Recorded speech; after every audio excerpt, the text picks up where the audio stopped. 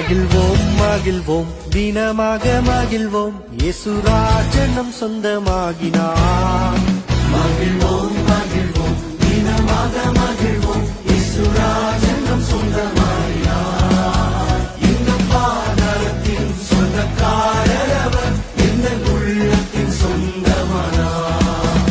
இந்த பாதாளத்தின் சொந்தக்காரர் அவர், இந்த உள்ளத்தின் சொந்தமானார்.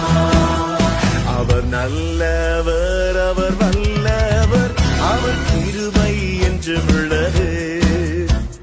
சென்றாரே அவர் நல்லவர், அவர் கிருபை என்று உள்ளதே.